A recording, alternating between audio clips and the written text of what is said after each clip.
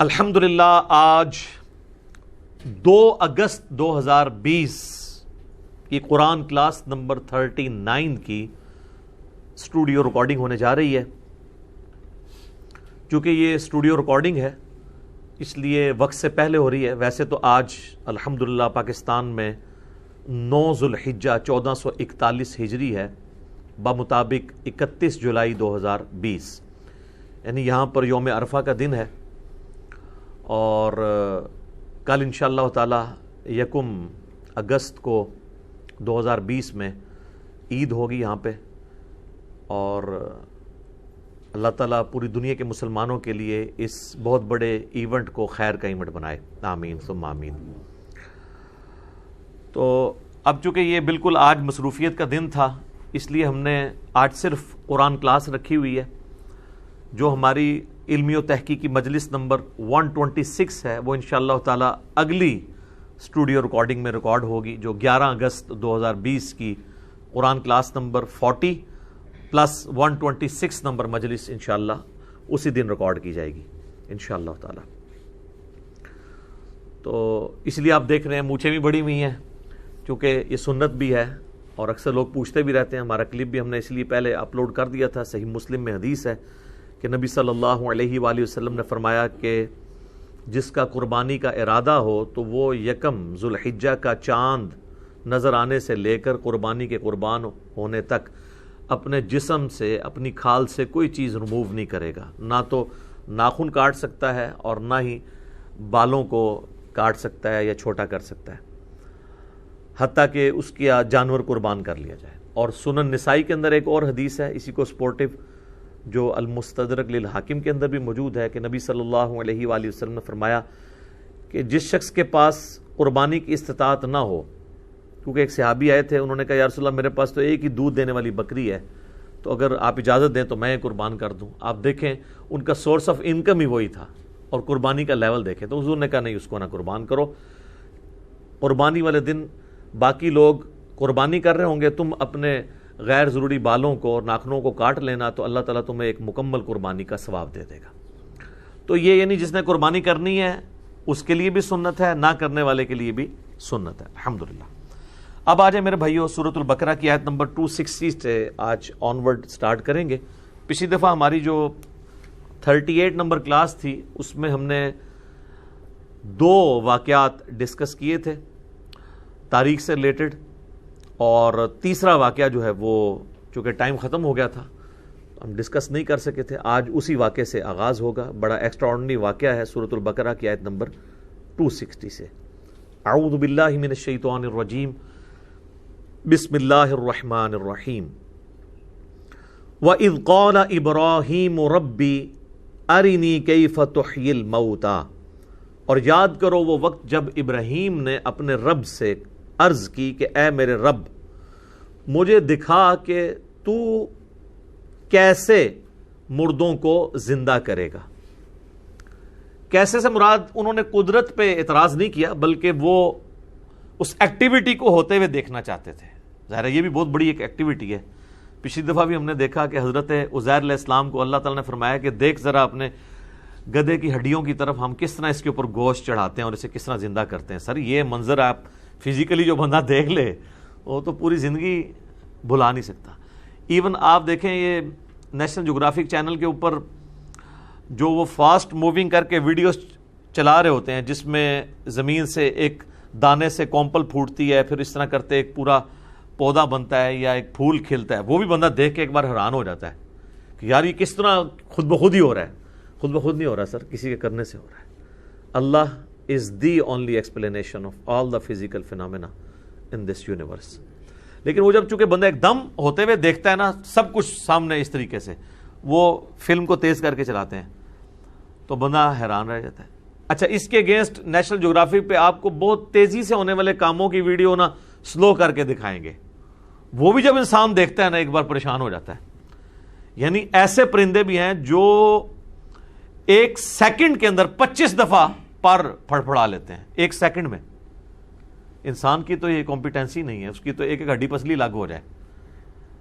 تو وہ جب انہی پرندوں کو سلو میں دکھاتے ہیں کہ یار کس طریقے سے پرفیکشن سے وہ کر رہے ہیں، انسان کی عقل دنگ رہ جاتی ہے۔ تو اللہ تعالیٰ نے چونکہ انبیاء اکرام کو لوگوں کی ہدایت کا ذریعہ بنانا ہوتا ہے، ان کو ایکسٹرا آرڈنری ایکسپیرینس سے گزارا جاتا ہے تاکہ ان کا ایمان جو ہے نا وہ محکم لیول کا ہو، پھر پورے کانفیڈنس کے ساتھ وہ بات کریں۔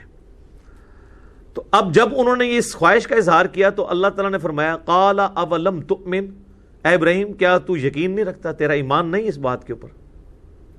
یہ بڑا اچھا ہو گیا، اللہ تعالیٰ نے کاؤنٹر کوسچن کر لیا۔ اس سے پہلے کہ قرآن پڑھنے والے اور سننے والے خود سے کوئی رزلٹ نکالتے، اللہ تعالیٰ نے خود ہی ابراہیم علیہ السلام سے کاؤنٹر کوسچن کیا۔ قال بلا، انہوں نے کہا کیوں نہیں میرے رب، میرا ایمان ہے، ولکن لیطمئن قلبی، لیکن میں اپنے دل کے اطمینان کے لیے چاہتا ہوں۔ اس کا یہ مطلب نہیں کہ ان کے دل کو کوئی بے سکونی تھی، نہیں۔ وہ جو میں نے عرض کیا نا کہ جب انسان حق الیقین تک پہنچتا ہے نا تو اس کا کانفیڈنس لیول کچھ اور ہوتا ہے۔ کہیں دور سے دھواں اٹھ رہا ہو اور آپ کو کوئی بتائے کہ جی فلاں جگہ آگ لگی ہے، آپ وہ دھواں نہ دیکھ رہے ہو، صرف سنی ہوئی خبر ہو، تو اسے کہا جاتا ہے علم الیقین، یعنی ایک سکہ راوی نے خبر دی ہے مجھے، میرے علم میں ایک بات آ گئی۔ لیکن جب آپ اس کو دیکھیں دھوئیں کو اور پھر اس کے قریب جائیں اور آگ نظر آ جائے فزیکلی، تو اسے کہا جاتا ہے عین الیقین، یہ میں نے اپنی آنکھوں سے دیکھ لیا۔ ایک اس سے اوپر کا درجہ بھی ہے کہ آپ ہاتھ ہی رکھ دیں اس کوئلے کے اوپر تو پھر آپ حق الیقین تک پہنچیں گے، کیونکہ اس کے بعد تو آپ کوئی گنجائش ہی نہیں رہے گی انکار کی، ہاتھ جل جائیں گے۔ ہاں اس سے پہلے نظر کا دھوکہ بھی ہو سکتا ہے کہ ایک آپ کو شو پیسز ایسے ملتے ہیں جن میں لگ رہا ہوتا ہے کہ نیچے آگ جل رہی ہے، اوپر دھواں نکلتا بھی نظر آتا ہے۔ یہ آج کل جو آپ کو یہ خوشبو والے جو پاٹس آئے ہوئے ہیں، ان دھوئیں کے ذریعے خوشبو پھیلتی ہے، اس دھوئیں کے اوپر آپ ہاتھ رکھیں وہ ٹھنڈا دھواں ہوتا ہے، وہ کسی اور پروسیس کے ذریعے نکل رہا ہوتا ہے، وہ گرم بھی نہیں ہوتا دھواں، اور اندر بھی آپ وہ جو خوشبو ڈالی ہوئی ہے پانی میں مکس کر کے وہ بھی گرم نہیں ہوئی ہوتی۔ تو ظاہر ہے کہ اس کے لیے تو حق الیقین تک پہنچنا ضروری ہے، ادروائز تو آپ دھوکہ کھا جائیں گے۔ تو انبیاء کرام کو تو اللہ تعالیٰ چونکہ ان کو دنیا میں اپنا ریپریزنٹیٹو بنانا چاہ رہا ہوتا ہے انسانیت کے لیے، رول ماڈل اور امام کے طور پہ، تو ان کو اللہ تعالیٰ ان ساری سٹیجز سے گزارتا ہے۔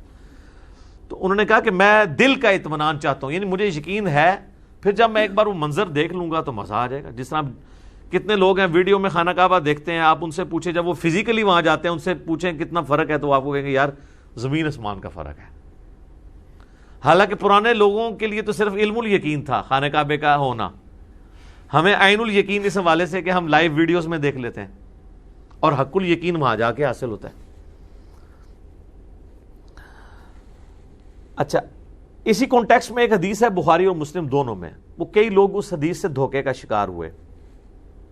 اس کا ایک حصہ تو میں نے آلریڈی بریف کر دیا تھا کہ نبی صلی اللہ علیہ وآلہ وسلم نے فرمایا کہ اگر میں یوسف کی جگہ ہوتا تو جو بادشاہ کی طرف سے قاصد بلانے والا آیا تھا میں اس کی بات مان لیتا۔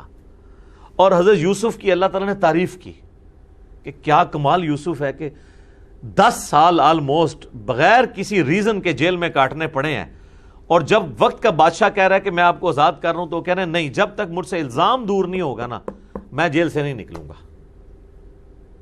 تو نبی علیہ السلام نے فرمایا، عاجزی کا اظہار کیا کہ میں یوسف کی جگہ ہوتا تو قاصد کی بات مان لیتا، کیونکہ بے قصور جو ڈالا ہوا تھا میں جیل کی زندگی سے نکلنے کو پریفر کرتا۔ لیکن کمال یوسف علیہ السلام ہے، ان کا کیا صبر ہے کہ وہ کہہ رہے نہیں پہلے الزام دور کرو پھر نکلوں گا، آزادی کا پروانہ آیا ہوا بھی ریجیکٹ کر دیا۔ تو یہ نبی علیہ السلام نے حضرت یوسف کی تعریف کی۔ تو یہ میرا یوٹیوب پہ کلپ بھی ہے یوسف علیہ السلام سے متعلق نبی علیہ السلام کا تبصرہ۔ اسی حدیث میں آتا ہے کہ نبی صلی اللہ علیہ وآلہ وسلم نے فرمایا کہ ہم ابراہیم سے زیادہ حقدار ہیں شک کرنے کے۔ اچھا، اس کا بعض لوگوں نے مطلب سمجھا کہ اگر ابراہیم علیہ السلام کو شک ہو گیا ہے اللہ کی قدرت میں، وہ اسی واقعے کے کانٹیکسٹ میں نبی علیہ السلام نے فرمایا۔ یہ بخاری مسلم دونوں میں حدیث ہے۔ تو انہوں نے یہ مطلب سمجھ لیا کہ اس سے مراد یہ ہے کہ حضرت ابراہیم علیہ السلام نے اگر شک کیا تھا تو ہم تو زیادہ حقدار ہیں شک کرنے کے کہ اللہ تعالیٰ ہمیں بھی اپنی قدرت کا وہ کرشمہ کر کے دکھائے۔ ایک معنی یہ بنتا ہے۔ اچھا، دوسرا معنی جو محدثین نے کہا کہ یہ لٹریچر کی لینگویج میں بات ہو رہی ہے، یہ کہا جا رہا ہے کہ اگر ابراہیم علیہ السلام اللہ کی قدرت میں شک کرنے والے نہیں تھے، ہم یعنی حضرت نبی علیہ السلام کی ایک عاجزی ہے، وہاں بھی حضرت یوسف کے کیس میں بھی اپنی عاجزی شو کی نا، کہ میں یوسف کی جگہ ہوتا تو چلا جاتا، یوسف کی تو کیا ہی شان ہے۔ یہاں پہ بھی ابراہیم علیہ السلام کی تعریف اللہ نے بیان کی ہے کہ ہم زیادہ ہیں شک کے حقدار، یعنی اگر اللہ کی قدرت میں شک کرنا ہوتا نا تو ہم زیادہ کرنے والے ہوتے۔ ابراہیم کی تو کیا شان ہے، اگر ہم اللہ کی قدرت میں شک نہیں کر رہے تو تم یہ کیسے سوچ سکتے ہو کہ ابراہیم نے شک کیا ہوگا؟ یہ مطلب ہے اس کا۔ وہ جملہ اسی طریقے سے بولا جاتا ہے نا، یہاں دیکھیں نا، میں ایک جملہ بول دیا، وہ ہر بندہ اپنا مطلب اس کو پہناتا ہے۔ وہ جب ہم خود ایکسپلین کریں گے کہ یار اس کا مطلب کیا ہے، اصل میں نبی علیہ السلام نے اسی حدیث میں دیکھے پہلے یوسف کی تعریف کی کہ کیا شان ہے یوسف کی، کہ وہ بے گناہ قید کاٹ رہے تھے پھر بھی پروانہ قبول نہیں کیا، کہا پہلے الزام دور کرو۔ یہاں بھی کہا کہ کیا شان ہے ابراہیم کی، کوئی یہ نہ سوچے کہ ابراہیم نے اللہ کی قدرت میں شک کیا، ہم زیادہ حقدار ہیں شک کرنے کے۔ اگر ہم اللہ کی قدرت میں شک نہیں کر رہے، ہمارا یہ یقین ہے کہ اللہ مردوں کو زندہ کرے گا، تو یہ تم کیسے سوچ سکتے ہو کہ ابراہیم نے شک کیا ہوگا؟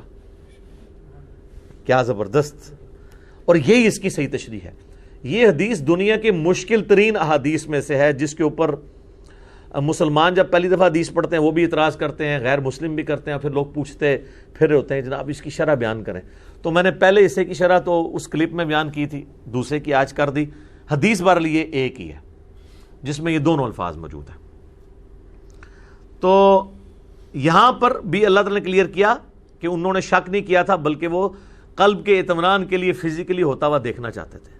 وہ انٹرسٹ تو ہوتا ہے نا، ہم دیکھیں بچپن سے جانور قربان ہوتے ہوئے، نہر ہوتے ہوئے اونٹ دیکھ رہے ہیں، لیکن ابھی بھی جب قربانی کہیں ہو رہی ہو تو بندہ 2 منٹ کھڑے ہو جاتا ہے، یار کس طرح ہو رہی ہے، حالانکہ پتہ ہے کس طرح ہو رہی ہے، یہ بھی پتہ ہے کہ کیا ہوگا، اینڈ رزلٹ پتہ ہے، لیکن اللہ نے ایک انسان میں جستجو کا مادہ رکھا ہے۔ تو یہ تو ایکسپیرینس ہی بہت بڑا ہے کہ مردے کا زندہ ہونا، یہ تو ایک بار بھی زندگی میں ہو جائے تو انسان پوری زندگی اس واقعے کو نہیں بھلا سکتا۔ جس طرح پچھلی دفعہ ہم نے عزیر علیہ السلام کے بارے میں پڑھا کہ 100 سال تک اللہ نے ان کو سلائے رکھا یا موت دے دی اور 100 سال کے بعد زندہ کیا، اور 100 سالوں میں ان کا کھانا جو ہے وہ خراب نہیں ہوا، جو کہ ایک ٹائم سے دوسرے میں خراب ہو جاتا ہے۔ گدھے کی پھر بھی عمر ہو سکتی ہے، چلو کوئی بہت ایگزیجریٹ کر لے، تو بہرحال 100 سال تک تو گدھا جو ہے نا اس کی ہڈیاں وہاں پہ صرف پڑی ہوئی تھی، یعنی وہ 100 سال کے اندر مر کے سب کچھ۔ تو اللہ نے کہا کہ دیکھو اس گدھے کو ہم کس طرح زندہ کرتے ہیں، اس پہ کیسے گوشت چڑھاتے ہیں۔ تو یہاں پہ بھی اللہ تعالیٰ نے کیا ایکسپیرینس کروایا ہے ابراہیم علیہ السلام کو؟ انہوں نے کہا میں اطمینان رکھتا ہوں اے اللہ، یعنی میں اپنے دل کے اطمینان کے لیے، میرا یقین تو ہے کہ تو مردے کو زندہ کرے گا، لیکن دل کے اطمینان کے لیے۔ تو اللہ تعالیٰ نے ان کو ایک طریقہ سکھایا کہ اس طریقے سے میں تمہیں یہ قدرت کا اپنا شاہکار دکھاتا ہوں۔ اور اللہ تعالیٰ نے بھی صحیح وہم نکالا ہے، اگر کسی کو تھا نا مردہ زندہ کرنے کے حوالے سے، ابراہیم علیہ السلام کی بات نہیں، ہمارے اعتبار سے۔ قال فخذ 4 من الطیر، اللہ تعالیٰ نے فرمایا کہ 4 پرندے تم پال لو۔ اب لوگ اس چکر میں پڑ گئے یہ پرندے کون سے تھے؟ سر کوئی بھی ہو، کوئی کہتے جی وہ ایک کبوتر تھا جی، ایک جو ہے وہ مرغی تھی جی، ایک چیل تھی، ایک چاروں ہی کبوتر ہوں، کوئی فرق نہیں پڑتا، چاروں ہی مرغیاں ہوں۔ یہ اللہ تعالیٰ بتانا نہیں چاہ رہا کہ وہ جانور کون سا اللہ تعالیٰ نے زندہ کر کے دکھایا ہے، اللہ نے تو سارے زندہ کر لینے ہیں۔ 4 پرندے پال لو، فَصُرْهُنَّ إِلَيْكَ، اور تم ان پرندوں کو اپنے ساتھ مانوس بھی کر لو، یعنی ایسا نہیں ہے کہ بس پالے ہیں تو ان کو ذبح کر دیا تو میں زندہ کر دوں، نہیں، وہ پرندے تم اپنے ساتھ مانوس کرو تاکہ میں لوگوں کو دکھاؤں یہ وہی پرندے ہیں کہ جب تم انہیں بلاؤ تو وہ تمہاری آواز پہ آئیں۔ نیا پرندہ تو نہیں آئے گا آواز کے اوپر، ویسے اللہ تعالیٰ چاہے تو نئے پرندے کو بھی بھیج سکتا ہے، لیکن انسان کو آخری درجے تک انہوں نے جب کہا نا کہ اللہ دل کا اطمینان، اللہ کہا میں پھر پورا اطمینان تیرا کرانا۔ 4 پرندے پال، ان کو اپنے آپ سے مانوس کر، ثم اجعل علی کل جبل، پھر جتنے وہاں تجھے پہاڑ سامنے نظر آ رہے ہیں نا، ان کے یعنی جانوروں کو ذبح کرنے کے بعد اس کے گوشت کے ٹکڑے کرنے کے بعد 4 کو مکس کر کے ان پہاڑوں کے اوپر رکھتے۔ یہی آخری درجہ یہی ہو سکتا ہے نا کہ قیمہ کیا ہے، قیمہ بھی 4 کا مکس ہو گیا اور سارے پہاڑوں میں کچھ یہاں ڈال دیا، کچھ گوشت ادھر، کچھ ادھر ادھر۔ منہن جزءا، ان کا ایک ایک ٹکڑا چاروں پہ رکھ دے. ثم ادعوہن یأتینک سعیا، پھر تو انہیں بلا، تیرے پاس دوڑتے چلے آئیں گے. مرے ہوئے پرندے، وہ خود ان کا گوشت مکس ہوا، وہ اپنے جناب چل کے تو ان کے پاس آ گئے، ابراہیم علیہ السلام کے پاس. وَاعْلَمْ أَنَّ اللَّهَ عَزِيزٌ حَكِيمٌ، اور خوب جان لینا کہ یقیناً اللہ تعالی غالب ہے، حکمت والا ہے. ہر کام کرنے پہ غالب ہے، لیکن حکمت یہ ہے کہ وہ ہر چیز کو اس نے پردے میں رکھا ہوا ہے، کیونکہ غیب کے اوپر ایمان لانے پہ ہی آپ کو انعام ہے. ان الذین یخشون ربہم بالغیب لہم مغفرۃ و اجر کبیر، جو بے شک وہ لوگ جو بن دیکھے اپنے رب سے دیکھتے ہیں، ان کے لیے مغفرت ہے اور بڑا اجر ہے. اچھا، اس واقعے میں آپ دیکھیں اللہ تعالیٰ نے اپنی قدرت کی نشانی دکھائی. ایک رزلٹ تو یہ نکلا. دوسرا رزلٹ یہ نکلا کہ کوئی پیغمبر بھی خود سے مردہ نہیں زندہ کر سکتا. یعنی اگر یہ حضرت ابراہیم خود کر سک رہے ہوتے تو اللہ تعالیٰ سے ریکویسٹ کرتے، ایک خود ذبح کرتے، ان کو زندہ کر لیتے، جیسے شیخ عبدالقادر جیلانی نے کیتا ہے. ہاں، میں چوبہ تے نال مارنا ہے. وہ کہتے ہیں جی وہ شیخ عبدالقادر جیلانی کو ایک عورت ملنے کے لیے آئی تو وہ خود مرغی کھا رہے تھے، اور اس عورت کا بچہ جو ان کا اسٹوڈنٹ تھا وہ روکی سوکھی کھا رہا تھا. تو اس عورت کے دل میں بات آئی کہ یہ کیا، نہیں خود مرغا کھا رہے ہیں اور میرے بچے کو یہ کھلا رہے ہیں. تو انہوں نے اس کے دل کا حال بانپ لیا. کہانی تے کہانی کہتے ہیں جب انہوں نے مرغی کھا لی نا تو جتنی ہڈیاں وہاں پڑی ہوئی تھی نا اس کے اوپر انہوں نے ہاتھ پھیرا اور کہا اللہ کے اذن سے زندہ ہو جا. یہ جو شریف لوگ ہیں وہ یہ کہتے ہیں قم باذن اللہ. جو بدماش قسم کے بزرگوں کے ماننے والے وہ کہتے ہیں انہوں نے کہا قم باذنی، میرے حکم تو زندہ ہو جا. ہاں، تو مرغا جو ہے نا وہ زندہ ہو کے تو وہ کٹ کٹ کٹانگ کرتا ہوا وہاں سے بھاگ گیا. انہوں نے کیا کہ جدو تیرا منڈا اس لیول تے پہنچے گا نا وہ بھی کوکڑ کھا لے. یعنی جب تیرا بیٹا بھی اس بزرگی پہ پہنچ جائے گا نا اب وہ بھی پھر مرغا کھا لے. تو جان کی مان پاؤں تو عرض کروں کہ ہمارے نبی علیہ السلام تو پوری زندگی روکھی سوکھی کھاتے رہے. ٹھیک ہے، اور آپ ان بزرگوں کے بارے میں کلیم کرتے ہیں کہ یہ نبی کے طریقے پہ تھے. تو نبی علیہ السلام کا یہ طریقہ تھا، اس طریقے سے وہ ایجوکیٹ کیا کرتے تھے لوگوں کو. ویسے نبی علیہ السلام سے مرغی کھانا بھی ثابت ہے، بخاری مسلم میں حدیث ہے، لیکن شاید وہ ایک دفعہ ہی مرغی کھائی ہوگی آپ نے. آپ کی زندگی تو بڑی یعنی فخر کے اندر گزر رہی تھی. دوسرا، حضرت ابراہیم کو تو یہ معجزہ نہیں ملا ہوا تھا، عیسیٰ علیہ السلام کو بھی ملا ایز اے اسپیشل، لیکن اس میں بھی ساتھ آیا بِإِذْنِ اللہ. بِإِذْنِ اللہ کے ساتھ مردے کو زندہ کرنے کا معجزہ یا اسے کرامت کہہ لیں، یہ روئے عرض پہ صرف ایک ہی شخص کے لیے ہے، وہ عیسیٰ ابن مریم ہے.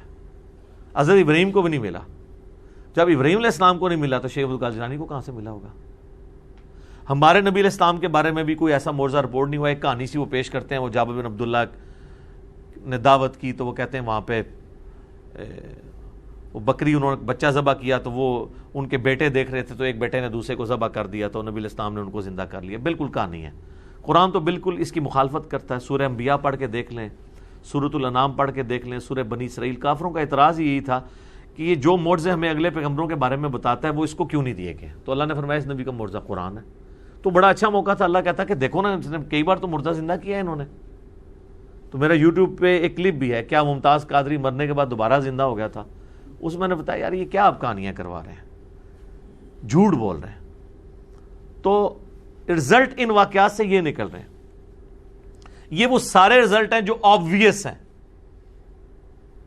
لیکن آپ حیران ہوں گے کہ جو بزرگ بابوں کے ماننے والے ہیں ان کے دماغ اس طرح کے واقعات سے کدھر اور ہی چلے جاتے ہیں. عبد المصطفیٰ اعظمی صاحب احمد صاحب بریلوی صاحب کے خلیفہ ہیں اور چند شائستہ بریلوی علماء میں سے ہیں، سینئر بزرگوں میں سے. ان کی کتابیں کافی مقبول ہیں بریلوی بزرگوں کے اندر، جس طرح یہ نعیم الدین مراد آبادی ہیں، مفتی احمد یار خان نعیمی ہیں، اس طرح بڑے بڑے بزرگوں میں وہ آتے ہیں. انہوں نے ایک کتاب لکھی ہے عجائب القرآن اور غرائب القرآن، یعنی قرآن میں جو عجیب واقعات ہیں، حیران کن واقعات نا، تو وہ سارے انہوں نے جمع کیے ہیں اور یہ واقعہ بھی اس میں جمع کیا ہے. اب ہے تو بڑی نیکی ہے کہ چلو کوئی صرف قرآن کے واقعات پڑھنا چاہتا ہے جس طرح آپ بھی دیکھ رہے ہیں کچھ عرصے سے ہمارے بھی واقعات آ رہے ہیں، ہاروت ماروت کا واقعہ آیا ہے، یونس علیہ السلام کا واقعہ آیا ہے، اور پچھلی دفعہ ہم نے قارون کے واقعے کو ڈسکس کیا، بلعام بن باورا کے بارے میں، بلعام بن باورا بھی اسے کہتے ہیں، بلعام بن باورا بھی کہتے ہیں. تو انہوں نے بھی یہ لکھا، بہت اچھی بات ہے. لیکن جو میں نے رزلٹ نکالے ہیں، جو نکلتے ہیں، یہ نہیں انہوں نے نکالے. انہوں نے سے رزلٹ یہ نکالا کہ اس سے پتہ چلا کہ مردے بھی سنتے ہیں. وہ دیکھیں وہ پرندے سارے مردہ تھے اور انہوں نے حضرت ابراہیم کی آواز سنی اور آگے. اس سے یہ ثابت ہوا کہ جب ہم اولیاء کے مزارات پہ جاتے ہیں، اگر پرندے اتنی دور سے سن سکتے ہیں تو اولیاء اللہ نہیں سن سکتے. اے دیکھ لو سامو تھوڑا دماغ گیا ہے، میرے دسنے تو پہلے کسی کا دماغ اس پاس گیا ہے کہ بھی اس واقعے جو رزلٹ نکلتا ہے. لیکن جب کسی کا گیر ہی الٹا لگا ہوا ہو اور یہ واقعے میں بیٹھتا ہی کہیں نہیں پہ، اللہ نے مردے کے سننے کا ثبوت نہیں اس میں دیا تھا، بلکہ یہ بتایا تھا کہ مردوں کو اللہ کیسے زندہ کرے گا. اور اگر مردے اس طرح ہی سن لے ہوتے تو ابراہیم علیہ السلام خود سنوا لیتے نا ان کو. ابراہیم علیہ السلام کو تو چھوڑ دے، سورہ فاطر میں اللہ نے ہمارے نبی علیہ السلام کے بارے میں فرمایا، اے نبی تم مردوں کو نہیں سنا سکتے، اللہ جسے چاہتا ہے سنا دیتا ہے. مردے کو تو کوئی بھی نہیں سنا سکتا جب تک کہ اللہ تعالیٰ نہ چاہے. ٹھیک ہے، تو اس واقعے کا دور دور تک کوئی لینا دینا نہیں تھا. تو وہ آج میں بائی چانس مجھے ذہن میں آ گیا کہ اس واقعے سے لوگ یہ بھی رزلٹ نکال لیتے ہیں. تو اللہ تعالیٰ سے دعا کرنی چاہیے کہ اللہ تعالیٰ انسان کو حق کے راستے کے اوپر استقامت نصیب فرمائے اور حق کو حق کر کے دکھائے اور باطل کو باطل کر کے دکھائے. ورنہ لوگ فی طغیانہم یعمہون، اپنی سرکشی میں سرگرداں رہتے ہیں، وہ اسی کو ہی ہدایت سمجھ رہے ہوتے ہیں. ربنا لا تزغ قلوبنا بعد اذ ہدیتنا وہب لنا من لدنک رحمہ انک انت الوہاب. اللہم اہدنا فیمن ہدیت. آمین.